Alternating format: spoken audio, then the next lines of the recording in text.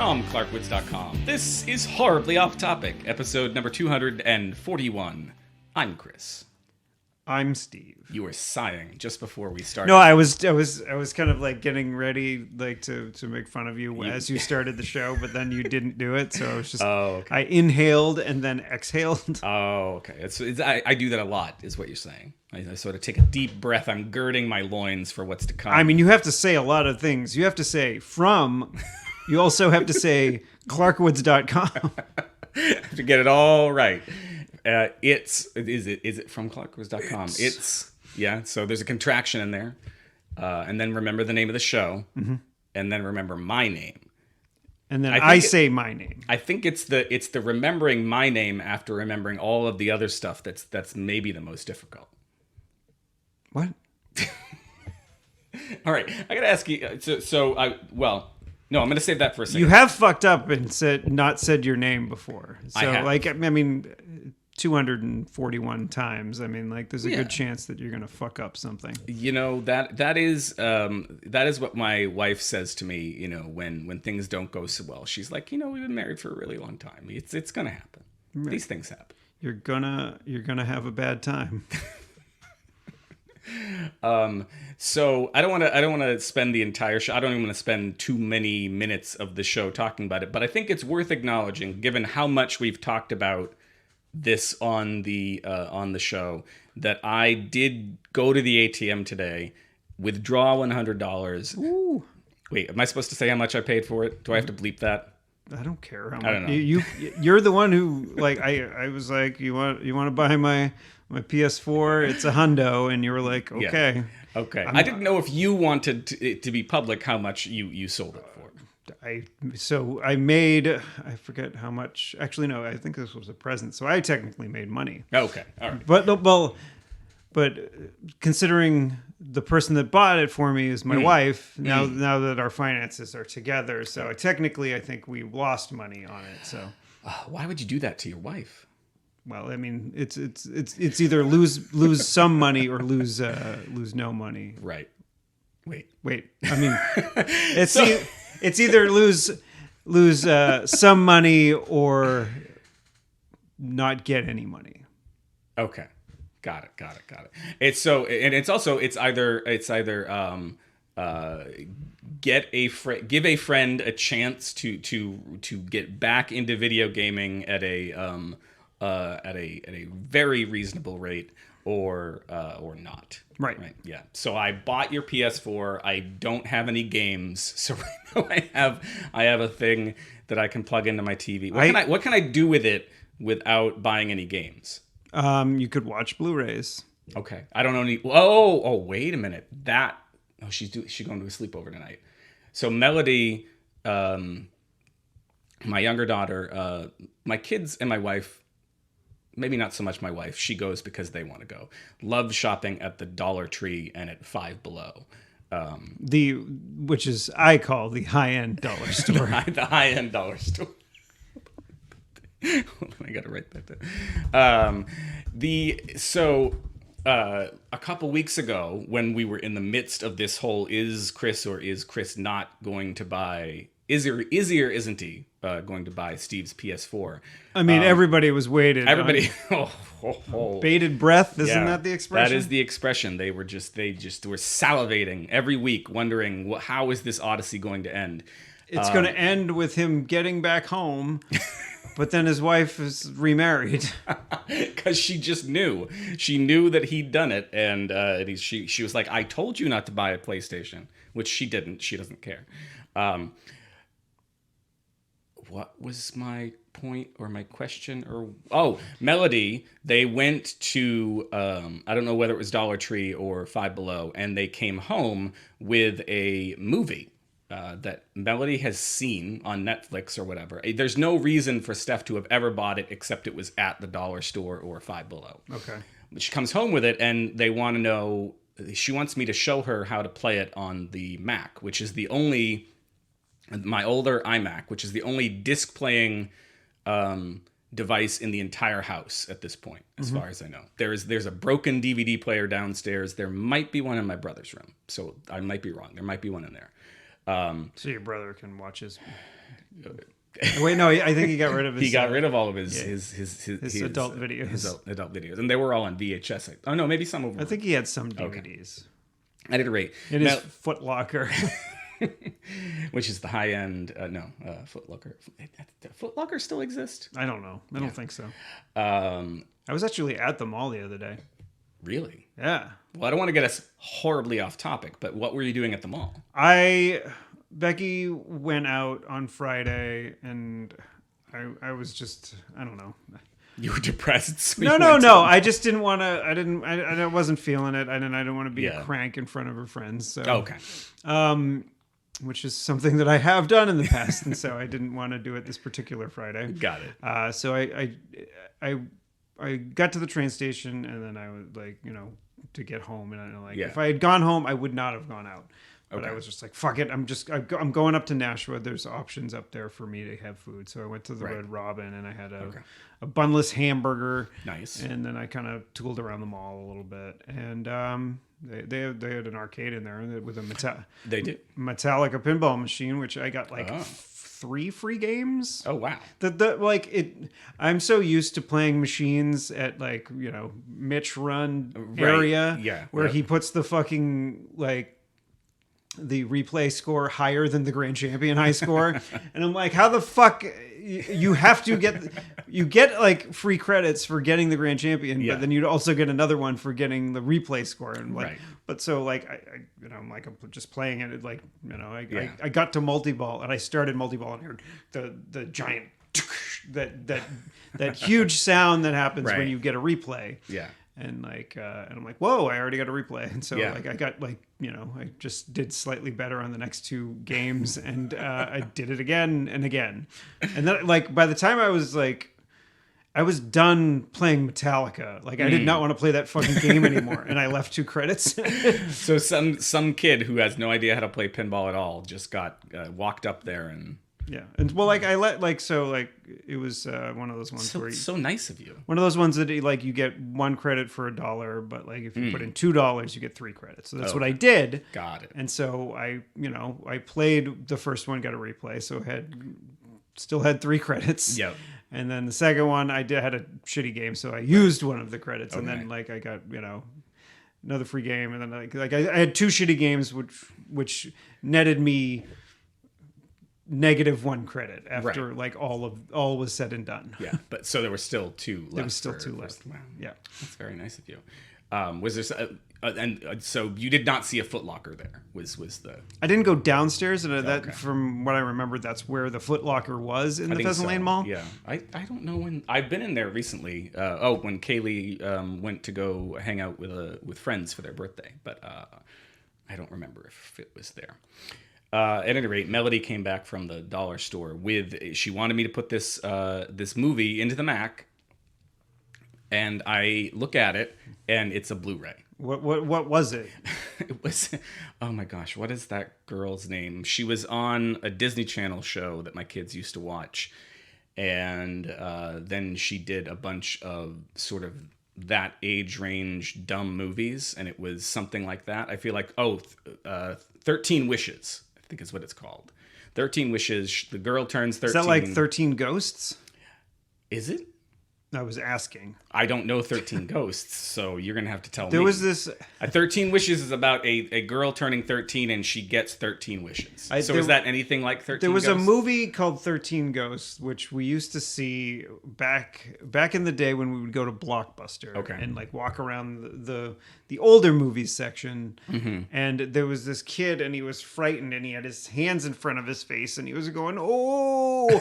And we would always point at the kid, and he goes, oh, I don't like the ghosts.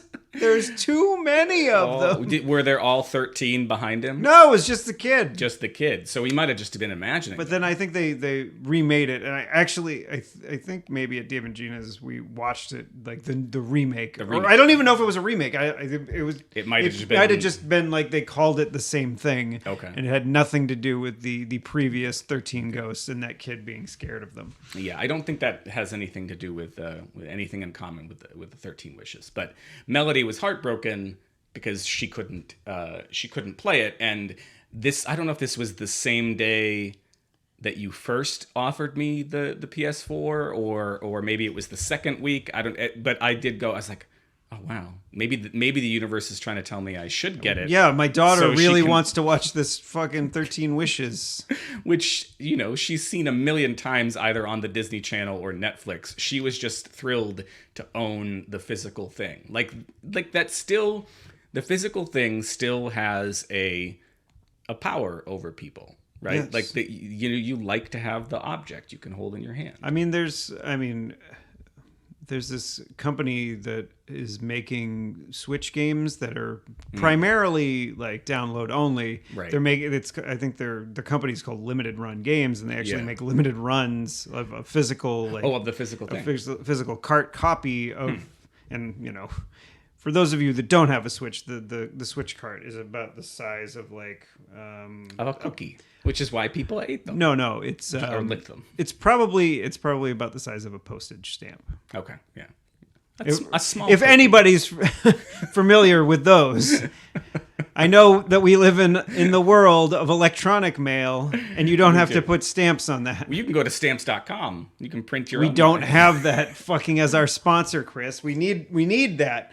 That is the one that sponsors everybody, regardless of how bad their podcast is. They just really don't want people to have stamps anymore. But I mean, the post office is a great place. Oh, it's just like stamps.com makes it so you don't have to trek all the way down to that great place. Yeah, I mean, why? I mean, there's plenty of places so you don't have to go postal. There's plenty of places I like going that are a pain in the ass to get to. Yeah. And the post office is one of them. Oh, for sure. But there's such nice people there. Such nice people. No, the problem, the reason I looked at stamps.com, again, not a sponsor, a couple months ago, maybe sometime last year, was I was going into the post office in Cambridge near where I work a lot. To drop and you off. Were having such a good time, but you're like, well, I could just have my mail carrier pick it up at my home. I wasn't having a good time. No, No, you were having a good time because the post office is a great place. Okay, it was having a good... But I was like, what would make this time even better? No, I was not having a good time because I would get there, they would have one person working... Chris, no, we can't say bad things about the post office, remember? In the copy that we are not reading? Okay. All right, well, I was having such a great time waiting in line with the one clerk. Oh, it's such a great feeling to see one clerk there, and then in the middle of the day when everybody's trying to mail something during the holidays. Yeah. One clerk on, and then the other clerk being somebody ringing a jingle bell in your ear too. Yeah, and then the other clerk being constantly pulled away to go take pictures of people for their passports that they need right now. That they're going to pay, lots of money to keep the post office in business so that they can get their things expedited, their passports. Yeah, it's so much fun. I need to look at my passport. I think mine expires either this year or next. No, I've never had one. So how have you gone to Canada? I haven't gone to Canada since they made it made it mandatory. Oh, jeez, man, get a passport. Why? So you can go to Canada. Why do I want to go to Canada? What's in Canada? I don't know. Canadians. Yes. Our neighbors to the north. Yeah, I mean, go to Mexico too. Not that they're bad people. I have Canadian. You can go to roots. Europe. Like there's. I could go to Europe. It's basically your passport to the world. My passport is my passport to the world. That is my passport is my passport to the world. I like that. I'm going to write that down. My passport. Well, I didn't say passport twice intentionally, Chris. No, I thought you did. No, I said it's your passport to the world. Oh, okay. I said it twice because I think that's funny. Oh, that's where we differ. No, I've never seriously thought about it. There've been a couple times seriously thought about traveling. No, about getting a passport probably because I look at traveling and I go, I could never afford that, so I don't need a passport. Well, you mean you couldn't afford a 5-hour drive to Montreal? But what's in Montreal besides strip clubs? what? I mean, you already got the major selling point there. Okay. Plus, it's a cool town. Like, and if you're a person, but I don't speak French. Yeah, most people speak English there. In Montreal? Yes. If you go further north to Quebec, I think that's when you're running into people that don't. That aren't bilingual. That will like spit on you if you speak English. No, they won't spit on you, but they might not be able to understand what you're saying. Okay, gotcha. There was some city that, and again, we're talking about my dad here, but there was some city that I remember we visited, and he was anxious about it the whole time. This is when we were kids, and about in the fact, Canada. Yeah, and I thought it was Montreal, but maybe it wasn't Montreal. Well, how many strip clubs did you go to? When I was 7 or 8 years old. Yeah, I mean, I think the age of seeing titties up there is a little lower than it is up here. Oh, those Canadians! God bless them. Yeah. So I would like to travel, but young Chris saw a titty, gave it a big thumbs up. But that's the only reason I could see for getting a passport. I've never needed one in my life. Well, I mean, what if you like your career takes you to a place where you would need to go to another country? Then I'd get a passport. Yeah, but then, I'm not against them as a concept. No, I mean, but if you get it now, you don't have to like do that, like pay extra to expedite it. But I don't need it now. So why am I going to pay for it now?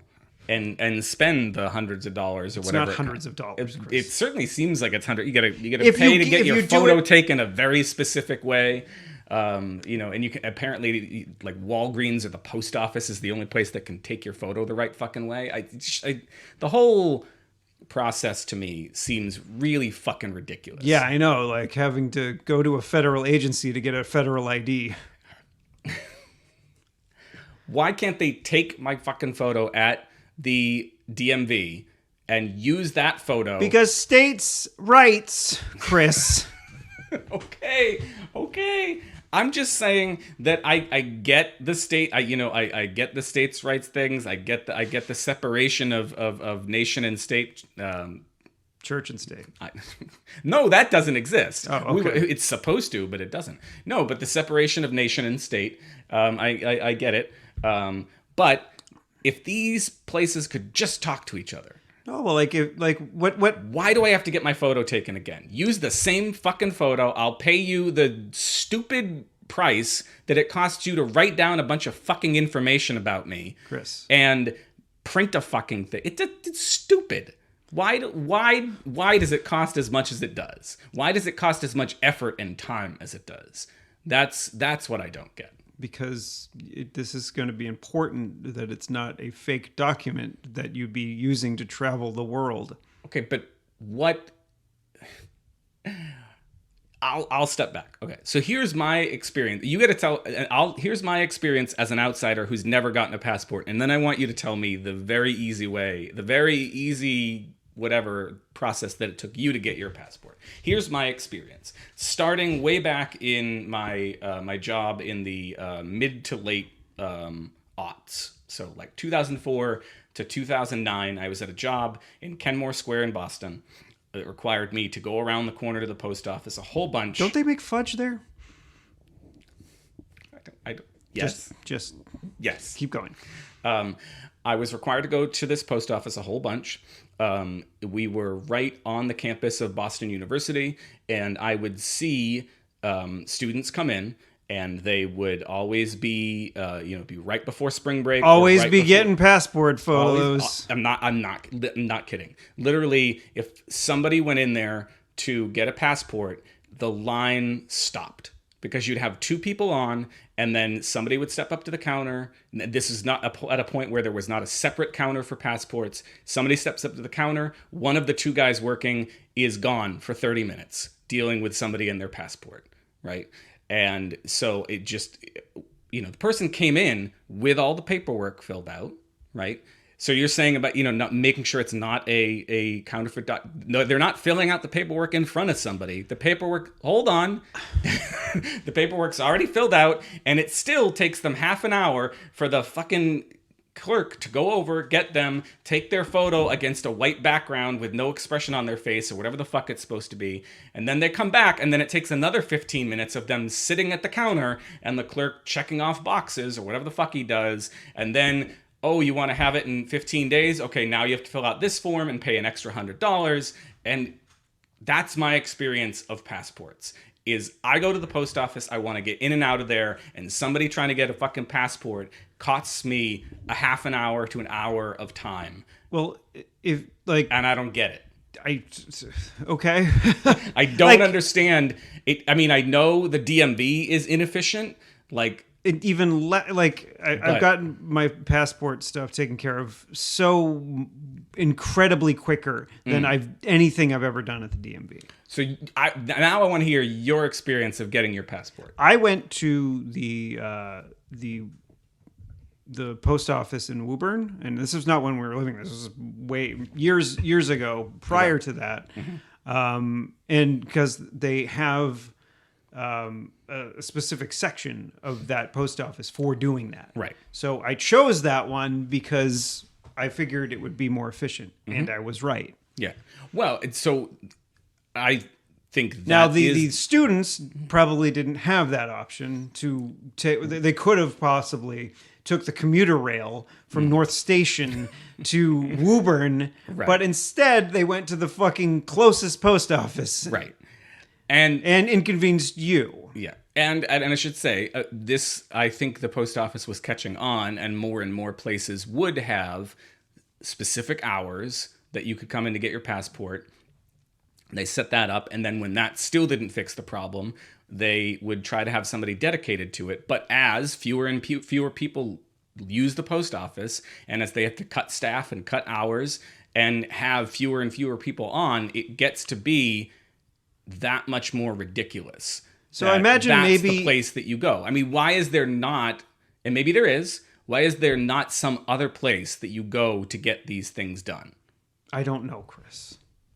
But I imagine prior to let's just say 1995, it might have been easier to get your passport just because post offices were probably better staffed. Yeah, and there was less fucking people then. Yeah. Yeah, so I don't know. There's more people working there and less people doing it. And I should say, you are definitely not the only person who has been surprised that I don't have and have never had a passport. You know, I mean, I didn't have one until 2012, so... Yeah. There are plenty of people I work with who are just like, oh, you don't have a passport? And I'm like, no. Because for the same reason, I would just go to Canada. And Canada, you didn't need one. So I'm like, oh, I'll just get it. And then, you know... If I hadn't gotten it, we would not have been able to go to Ireland on our honeymoon. I get that. If I were going to Ireland... If you guys wanted to take a second honeymoon to Ireland, perhaps, or maybe Great Britain, or, Europe in general, as far as, traveling internationally, I think those are, the cheaper options, that and going to maybe a resort in Mexico. Not saying that I don't want to do that. I'm just saying until I have plans to do that, I don't see the point in getting a passport. All right. And when I do, you'll just go to Disney instead. I will. That's bargain traveling for you.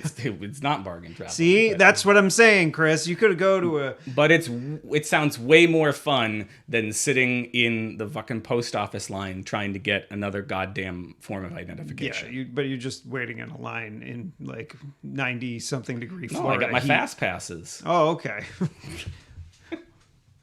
That's much better. Sorry.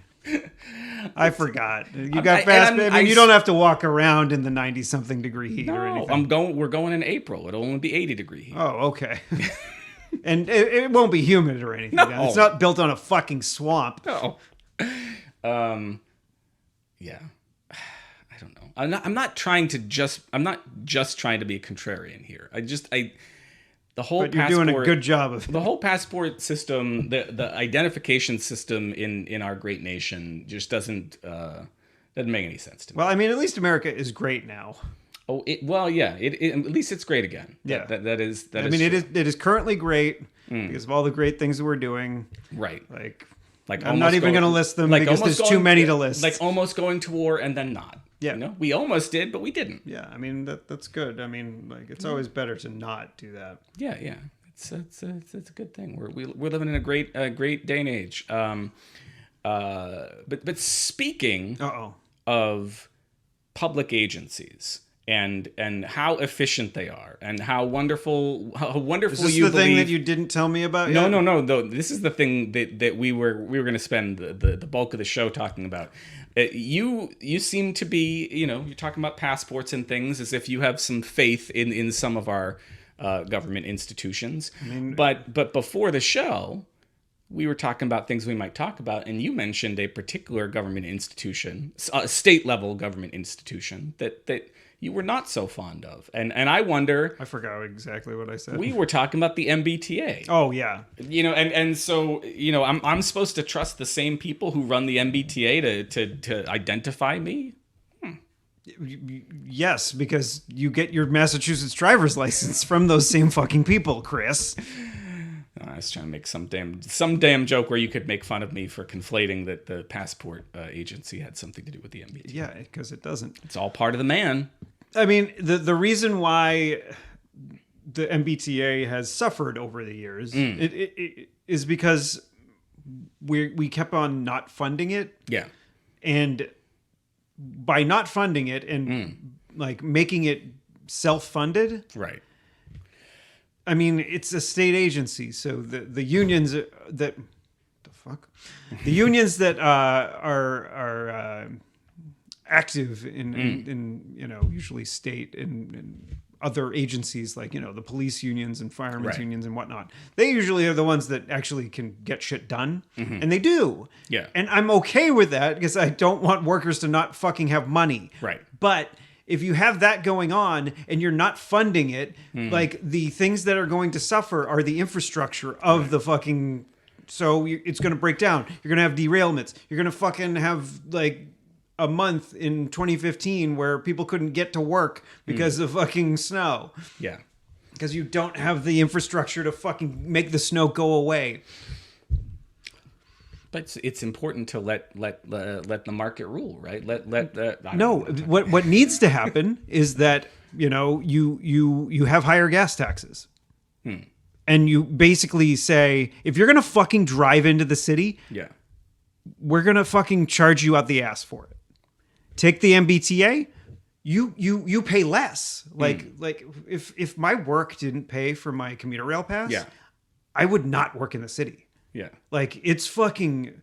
I think I'm in zone 6. Yeah, that sounds right. So I'm in zone 6, and I think with the increase, I think that's close to $380 a month. Yeah. For like. For just the pass, right? And that allows me to go anywhere on the regular MBTA as well. So so you can ride the commuter rail in, and you can ride the subway anywhere around Boston. Does it also cover buses? Yes. Yeah. So I can basically go anywhere I want for $300 and blah blah blah blah blah. Which I guess is a deal, but if you break it down, because there's my old job, I would work from home once a week or something like that. Yeah. And so I'm not using it that day. Is it worth it? Right. Like if I actually paid for it, and if you think about it, it's kind of not. And it with how much that costs, my car is pretty efficient on gas. Like the amount of money I probably put into it would be, I probably fill it up once a week. Yeah. So that would be about maybe $25-$30 with the current gas prices times 4. Yeah. Is still less than that. It's a fraction of the. I mean, my stress levels would be through the fucking roof. Oh yeah, I mean, I can vouch for that. I take you have joked with me in the past about the circuitous route that I take to get to work, and even with that, which I do to reduce my stress levels, I'm still incredibly stressed every day to have to deal with the driving. So it just you're gonna charge everybody more, for. And you're not going to improve the service. Yeah. But you need the money, but you need to get it from other places. It can't just come from the fucking user base, because if that's basically paying for the salaries of the people that fucking work for the MBTA or Keolis, which is the private company that runs the commuter rail with the MBTA. I didn't even know that was a thing. I'm trying to remember when I stopped taking the commuter rail altogether. Well, I kind of backed away from public transit in a couple of stages, and I feel bad about it all the time, in terms of my impact on the environment. Bad enough that I said to Stephanie, I don't know, a month or two ago. The amount of farting I do, I need to take the fucking MBTA. Well, so you can share your farts with everybody else? No. So because like the amount of greenhouse gas that I produce from my backside, just in general. Yeah. Okay, got it. No, so so within the last couple of months, I said to Stephanie, I was like, and I think it was more a financial motivation. I was just like, then I don't want to buy another car ever. It's like when I lose, when my car stops running, I want to just be a one-car family. And I don't know if I still feel that way, but at that particular time I did. It was a money thing. It was an effect on the environment thing. But there was a point at which I was working 2 jobs, one in Kenmore Square and one over in Cambridge, and taking public transit. It wasn't even public transit. I would take the bus from... Or is that still public transit? I would take the bus. Yeah, that's public transportation. But it was a private bus company that I would take from Nashua, New Hampshire, down to I forget where. South Station. Okay. And so I was doing that, but then it just got to a point where even that didn't make sense because I would have to be home to get this kid or home to get that kid, or I'd have to, I'd work such weird hours in 2 different jobs that I sort of backed away from that. And that was my second to last stage. I would still at that point. But even if you like needed to pick up a kid, like if they were sick from school, like and you're at work in Cambridge or Boston or something like that, it's going to take you at least an hour to get there. Yeah, but if even in the middle of the fucking day, for sure. But if you're reliant on the commuter rail, it might take you 4 or 5 hours, right? Because you don't know, you don't know if you're gonna which train are you gonna make, and my trains are like that middle of the day kind of window. It's like I remember whenever like there's so it's coming up, I'll miss it. Actually, no, I'll be there on the 2nd. Like usually the day before a holiday, an email comes down from, the either the big boss or the boss underneath that says, everybody have a great like long weekend. Here's, get out of here at X time. Right. And like, so my train, unless they give me that email at 1:30, I'm not making that 2:00 train. Okay. And so the next one after that is 3:30, which is pretty close to when I would normally leave. Yeah. I mean, that's and I don't think there's anything, at least immediately, to be done about that, right? There's way more infrastructure problems and things to take care of before you talk about adding additional trains. But that's my main thing, is I can't rely on the schedule of public transit given how my schedule works. Right. I get it. But the thing is like, but I wish that I could. Yeah, I'm like, if there was like if there was commuter rail trains all day, like you wouldn't have to worry about shit like that. Like, right. I mean, there's certain lines that are a little like, if you live in a certain area, then you're a little bit more lucky. Like if you live in Salem, Massachusetts, there's 2 lines that go through Salem. There's the, they both kind of like go the same way, but then split off. Yeah. There's I think Rockport and Newburyport. Yes. Yep.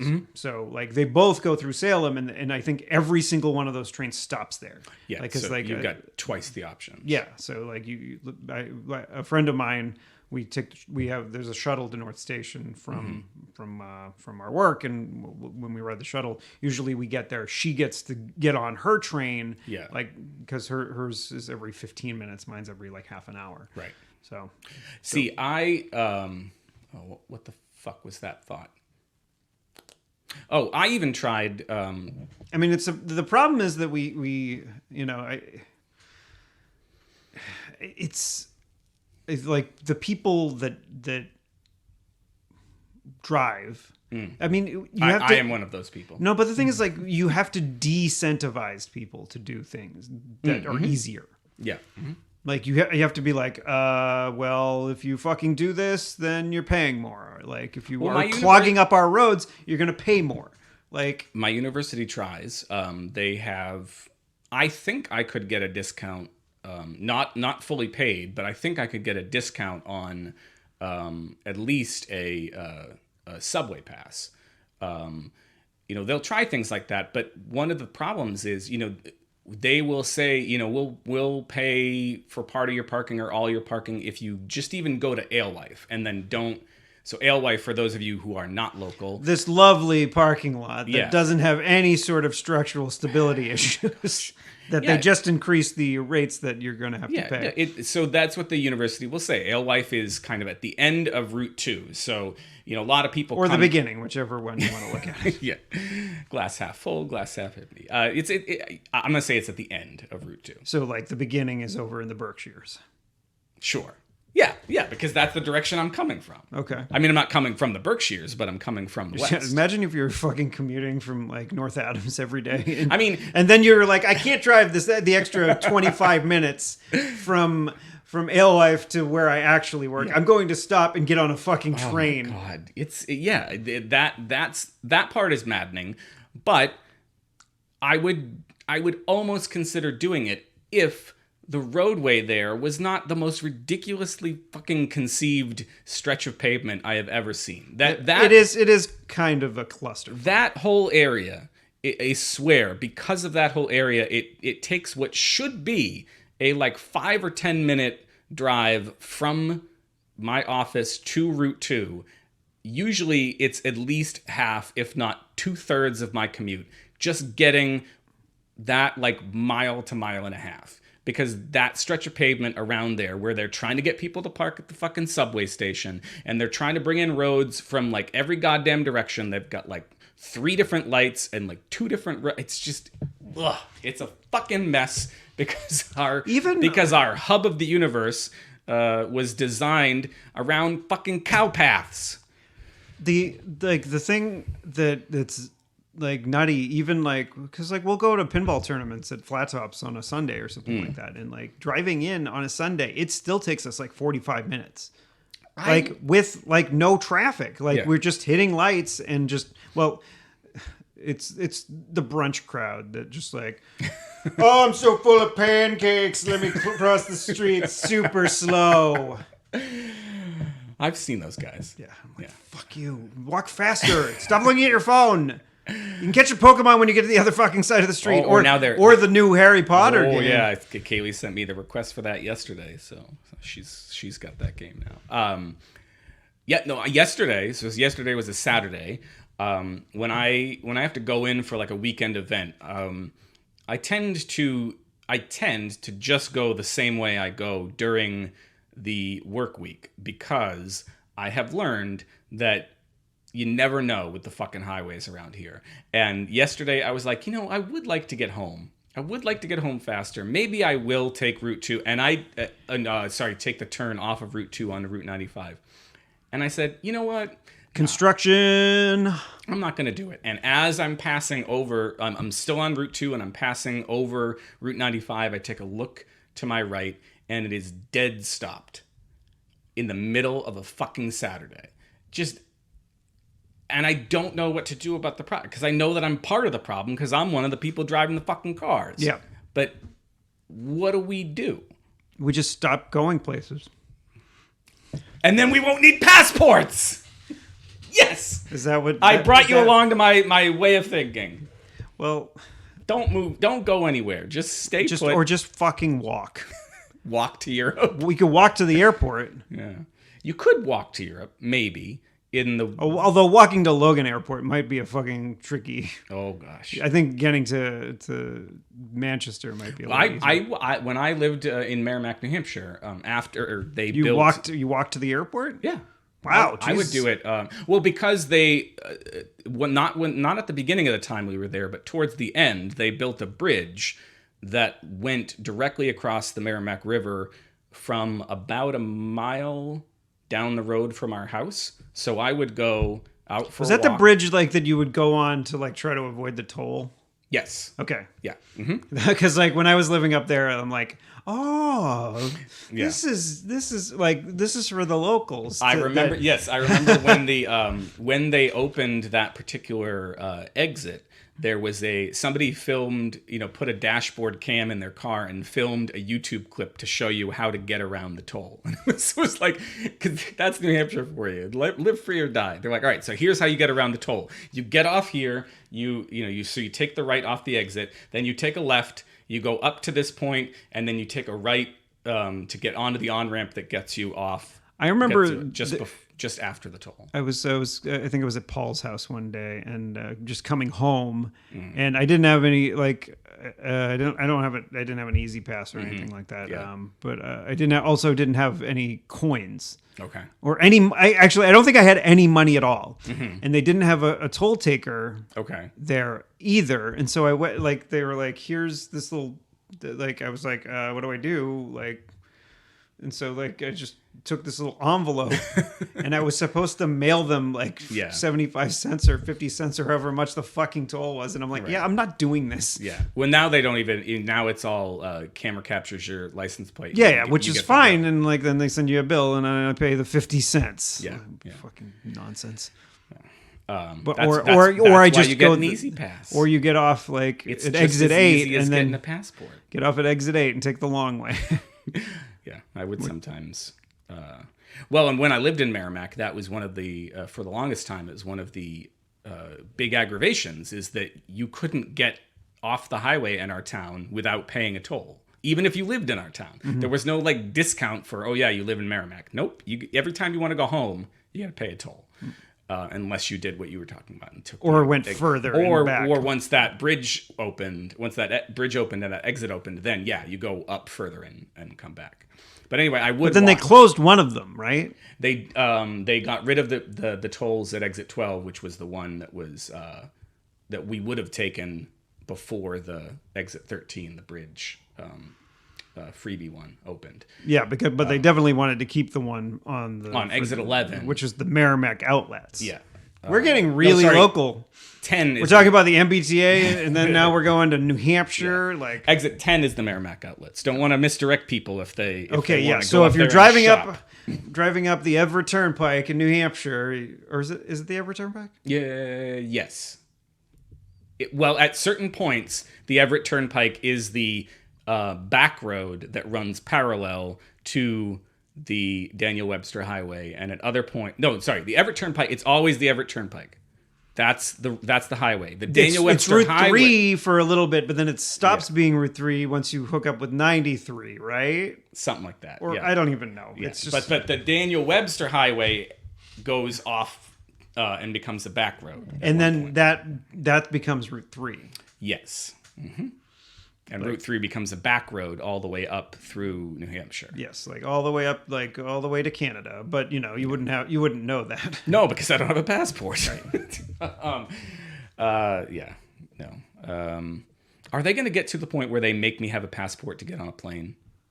I think they're actually steering in that direction, or some sort of federal ID. There's like you're going to have a increased license or something. Yeah, I know. We were already. You have to level up your license. Yeah, you have to grind a little bit, but it's so. I don't know.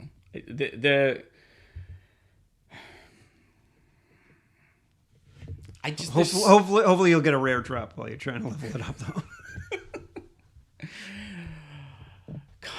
I watched, as I was telling you and Becky this before we started recording the show. What did you watch? I didn't finish watching it, though, so that's part of the story. On a whim last night, I was working on something on the computer, and then the computer battery was out, and I said, all right, I got to plug it in, but I'm not ready to go to sleep, so what am I going to do? And I was like, you know what? I'm going to grab my phone. I'm going to watch a movie. You know what? Hold the phone right. You said plug it in, and I could not think of anything but Glade plugins. Plug it in. And they're not a sponsor, but I just gotta say, like, I wish they had computers that had that little scent like a little scent thing you can put on the side of it, like Yeah. to make your computer and your just desk space smell Oh, I good, think like a Glade plug-in would. Yeah. Well, they will. Like, where's that fucking thing? They will once they figure out how to make that work with your virtual porn. Is what I'm going to say. So every all development the pussy smells. Every development in technology begins with porn. I think. I don't think so. No, I think they're like, you know what, we can use this to charge people for some sort of sexual gratification, and then they're like, okay, so we figured out this way to do. I bet you, if you trace micropayments or something like that, like payment systems and the internet and like the. Is that like micro penis? Yes. I mean, it's certainly I'm joking. I'm getting lots of things wrong, but it is certainly true of social networks. They typically build their user base on the backs of sex workers, and then get to a certain point. I'm thinking specifically of Instagram. They get to a point where now they are popular enough that they need to cater to the normals, and then they start censoring all of the sex workers who brought in all of the users originally. What was the was it a blog site or something like that that recently they Tumblr. were like Tumblr, yeah. That recently got rid of all their pornographic content, and so basically they got rid of Tumblr. Yeah, basically, and that's the yeah. So anyway, I jest about developments in technology and sense technology finally making their way because of sex, but I don't think it's that far off. I think it.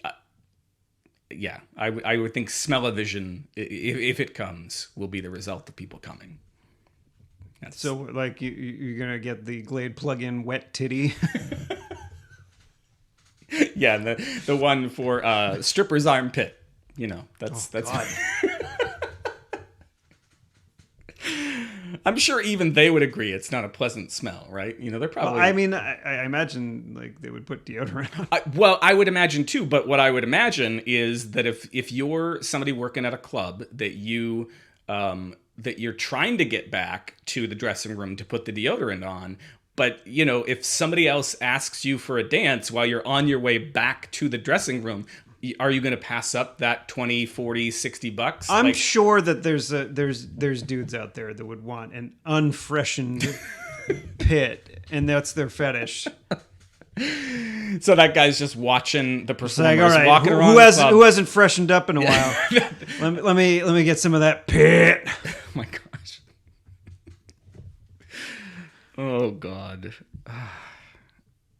Because there is a stripper in my next book, I have long wanted to actually sit down with somebody who does that work outside of I don't want to go to a club and be like, hey, can you tell me about your job? I'll pay you $20 or something. No, I would like to sit down, like buy him a coffee, I think you could pay go him a to consulting fee, something, and just be like, all right, here's what's happening in my damn book. Write up a documentation so it's very above board, Chris. So it doesn't seem like you're trying to like. No, that's what I'm saying. I would like to, and I even contacted some, but they were all too busy. In fact, one of them said I would never. Hold on, I gotta have some guys sniff my pits. Too busy to read your book. Well, she didn't say the pits part. She said, your book is the pits. I'm too busy. And this same person, she's very nice, and she said, I'm too busy, and I would never dream of charging someone for something like that. And I was like, but you should. Yes. It's your expertise. Your expertise, and you should get paid for. I didn't tell her that, but if you did just now. Yeah, if she's listening, you should charge me to be my consultant on my book. That's what I'm saying. But, okay. What was the thing that you were going to spring on me? Oh, okay. All right. So it also has to do with writing. So that same book, I'm writing a scene this morning. I'm trying to expand the beginning of it to make it fit with the newer chapter I've inserted above it. And what was the thing that I wanted you to write that I completely forgot about? I don't remember. I don't know if it's in the show notes or if it's just in my notes that I kept that particular week. I don't remember. Something about balloons. I don't even know. Balloons. Yeah, balloons fucking. I don't know. No, just balloons. Okay, tell me about today. Oh, so maybe it'll come back. So I'm looking for some sort of connective tissue, and the connective tissue I found was muscle. No, wait, maybe I don't know because what's Jello is made out of bone, not muscle. Bone. Okay, they're hooves. Yeah, my hooves.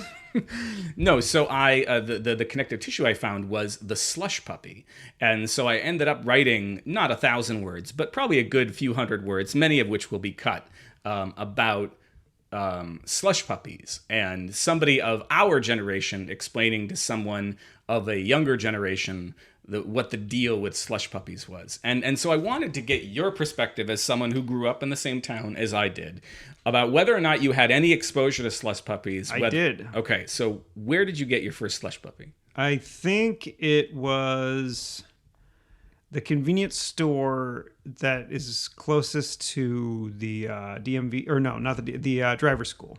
So okay. The one that's around the corner. Okay. I think they had a slush puppy machine there, but I'm not 100%. That might be true. I don't think they do anymore, but I think that's a good.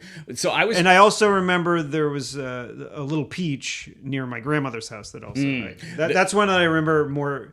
That I know for a fact had one, and it might still. There was, although it's a Tedeschi's now. No, it's closed. Oh fuck! So the little peach that became the Tedeschi's, but they're in Westford. Oh no, sorry, different Tedeschi's. Okay. I thought so. In our town, there was a little peach that became a Tedeschi's. It was near the Aldersgate Church in Chelmsford, and that was where I first. But in my memory, that's where I first encountered slush puppies because, and this is what I ended up writing about this morning. Let those slush puppies breathe. Get it down. No, because I remember hearing about them, but never actually getting to see them. And in that way, they were never actually getting to have one. Until way later in life. And in that way, it was, and I found myself writing about this morning as well, it was like Toys R Us. You'd hear commercials for Toys R Us and for slush puppies or whatever. Never saw one as a kid. And when did the one in Nashua become like, or the Toys R Us? I don't know, because I know that we begged my parents to take us to one, maybe for some kind of video game or something. But like Child World was right down the street, so right. But this might have been, was Child World closed? No, I don't know. For whatever reason, we really wanted to go to a Toys R Us, and I don't recall if we actually made it. I think we might have started in that direction, and it was just it was too far away, and Dad didn't want to deal with it. And all the way to either Salem, New Hampshire, or Nashua, New Hampshire. Well, but the one in Nashua didn't exist. So I think there was one in Salem, New Hampshire, which is also not that far. Well, in the grand scheme of things. But things. at that time, and Stephanie will laugh at me about this now.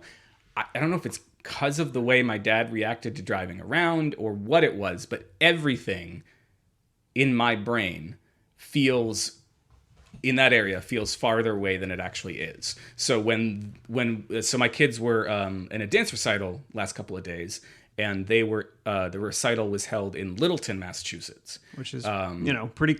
I think in the middle of where the two of us live. Yeah, but in my brain, because my grandfather lived in Littleton, that's where my mom grew up. In my brain, Littleton was always a half an hour away. So they'd be talking, about, oh, we're going to leave in 15 minutes. I'd be like, shouldn't you have left 15 minutes ago? You're going to be late. And Steph will laugh at me. She's like, it does not take that long to get to Littleton. Same with Nashua. In my brain, Nashua was half an hour away. Yeah, Nashua was like 10 minutes away. I grew up in North Chelmsford, which is right near Route 3. So if there wasn't traffic, you could get to Nashua in probably 10, 15 minutes. Yeah, it's everything seemed way further away. So Salem, New Hampshire, that seemed like a 2-hour drive. In fact, like from where we grew up is a hell of a lot closer than Salem, Massachusetts. Yeah, it is. And especially as the crow flies. Like if you could fly, if you were a crow. Yeah. Wouldn't take you any time at all. Karasu. Jon Snow was a crow, right? Yeah. became a crow again, didn't he? You know nothing. Well, yeah, slush puppies, like they were like I think we might have talked about this with Ryan when he was on, and he spent some time on the West Coast, and so like he would have like I think 7-Elevens were the big convenience store out there, and so like what was it, Slurpees? I think Slurpees were there, and so like come back to the Northeast, I think that's where. I think it goes all the way down to maybe like Baltimore and Pennsylvania, and like the slush puppy does. Yeah, I think it's just a Northeast thing, but but I may be wrong. But yeah, so it's it's different. It's like it's sort of just like sugared ice. Well, I went and looked it up. So the ice is flavorless. It is? The ice itself, the slush part, is flavored. It has syrup in it to bind it together. Okay. But at least this according to Wikipedia, so who knows? It's only the syrup that gives it the flavor, and it's the syrup together with the pumps of syrup that you put into the slush puppy. Right. It's the combination of that syrup with whatever syrup is kind of binding together the ice that makes the So flavor. if you just had a glass of water and put like slush puppy pumps into it. Yeah. I like sweet things, but that it would basically taste like Kool-Aid if you didn't put sugar in it. It would just be bitter. I don't know. I think so. Okay. Because I remember being like, oh, well, more pumps equals more gooder. Yeah. And so I'd just be like dumping in like the blue, because blue is obviously the flavor when you're a kid, because like it's not a color that happens in nature. Then you're like right, and you're just like, oh, this tastes like shit because I put too many pumps in there.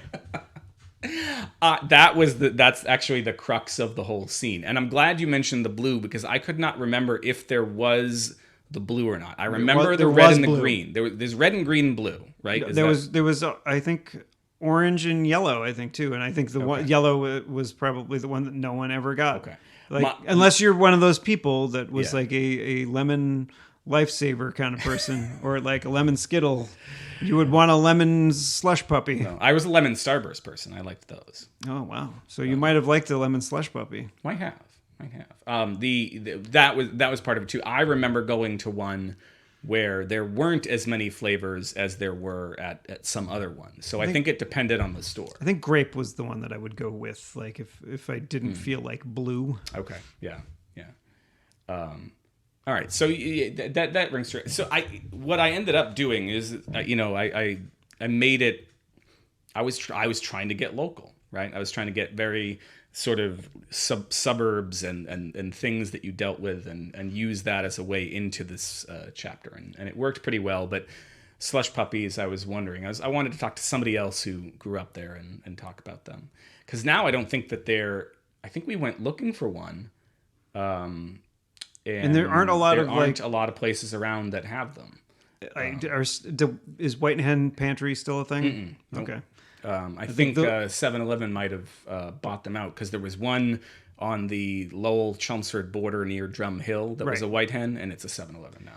I remember when Dan used to work at the White Hen in Pepperell, and he worked the overnight shift. Yeah, and I would always get mad at him because like I worked second shift, so I would get out at like 10 o'clock, and then I'd go and hang out and like bother him while he worked he worked third shift, and then he would always shut the soft serve machine off. Oh. Like when he started his shift, and so it was never. I could never get ice cream. Like, could you just fucking not shut it off until like a little bit later? Give me I'll buy an ice cream, right? And then you shut it off. What, did he shut it off early because there was a cleanup process he wanted to get started, or just? I am assuming something like that. Is that why McDonald's ice cream machines are always broken? People just don't want to deal with it. When I was at fucking Red Robin, like the machine that was making like the shakes and ice cream thing, that was having problems, and I guess a lot of people were ordering them, so it was causing a to-do. People just like their shakes. I mean, they didn't get quite enough carbs with like their endless fries and fucking hamburgers with ginormous buns. They needed to also have a like glass of like sugar and milk. So I meant to ask you when you brought up Red Robin earlier. Nope. Did you have any? I had endless broccoli. You can find this show. No, it was a little too early. No. What I meant to ask you was, did you have any trouble getting the bunless order in? No, there was one something on the menu that was specifically that. Oh, good. And I don't think they've ever gotten my order 100% right there. And I asked for no onions, and of course there was onions on it. Well, so the reason I ask is after the dance recital the other night, we ended up at the McDonald's in Westford because it's convenient on the way home. But you can't. There's no drive-through. Exactly. The kids were like, oh, we have to get out of the car. You know, they just had a couple hours of dancing. They hadn't eaten anything in forever. They're still not in their costumes, but still kind of like half dressed for dance. So they just don't want to get out of the car. And we get out of the car, we go in there, and there's a guy who I'm pretty sure was just trying to order bunless burgers, and he had to keep explaining it to the people there, because apparently it's not that they've never heard of it, it's that more often what they get is somebody coming in and ordering a bunch of bunless burgers for their dog. So people will, I did not think this was a thing, but there are people who will go into the Westford McDonald's and order McDonald's hamburgers to give to their dog. I don't understand why you wouldn't want to give them the bun. Like, maybe the dogs the dog on the low carb diet. Keto. Keto Dogs. You can find the show notes for this episode at clarkwoods.com/hot/241. And if you'd like to write us an email about any of your keto dogs or non-keto dogs, you can send that email to hot@clarkwoods.com. That seems like a wrap for this episode. That does seem like a wrap for this episode. Give me that pit.